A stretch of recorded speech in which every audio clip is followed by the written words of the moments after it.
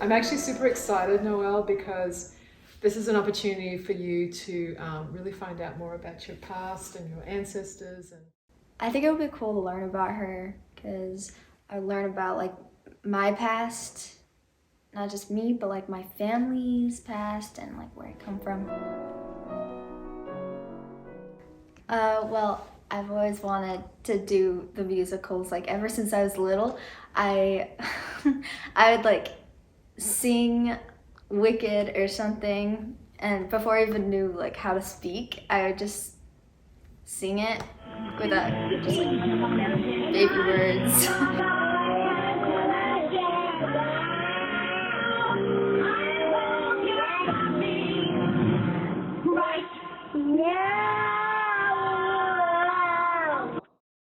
So I really like this opportunity because like I've always wanted to just try something theatrical.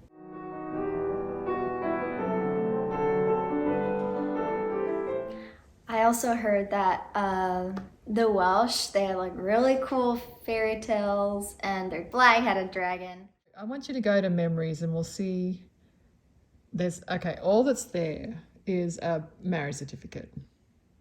Go to her husband, so spouses, and then find him and press on him and just scroll down a bit. There's census records. So the very fact that he's a coachman, was discovered in a census record. And about the Baron, who he worked for was in a census record. And so there's like cool facts about him that actually help you with the story about her. Okay, now I want you to go back to her. So you'll have to, yep. And I want you to press, I think if you press spouse again, it might bring up the children. Yep. So the two sons who joined the church were John and William. They came over with other Welsh saints on a boat to America. All right, so what's really cool about these is the hats are really distinctive. Mm-hmm. So what do you notice about the clothes, the patterns and everything? They're like, there's a lot of patterns, like lots of different patterns, like stripes and polka dots and... Yeah, so different directions of like the skirt and the aprons, and seems like they have some kind of like shawl, like a neck kerchief type of thing. It's kind of interesting. So these are like old drawings, like before photographs. They would have had to go by, our references are drawings, because the common people wouldn't have been painted as like rich people. It would have been people who were visiting, who drew, landscapes, and some of the common people who were artists. And so this is what we have to go by. This is like the earliest, which is her era, 1800s. It's her era. And then there's also images of actual clothes that are in museums. So you can see that they are quite bold with their stripes. Kind of cap that has ruffles and, it's quite different.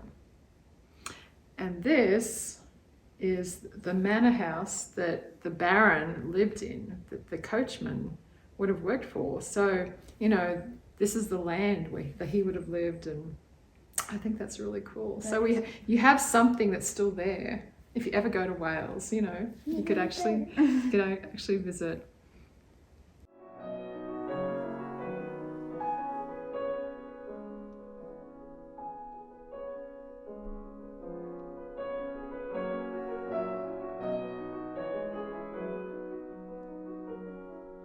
Okay, one of the things that resonated with both of us is, so after this John Gibby was baptized and he came to Utah, then all of his descendants were active members of the church, and they kind of lived in a bubble where they were just living in Utah, members of the church, and all their children were active and all their grandchildren were active.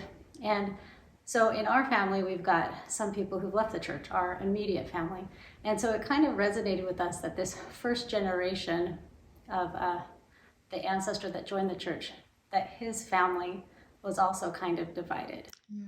And so it kind of, I felt like when we were learning about that, it kind of like was like, this family that we're learning about, we can kind of relate to them in a way we can't really relate to The middle ones. the middle ones. Mm-hmm. It was interesting.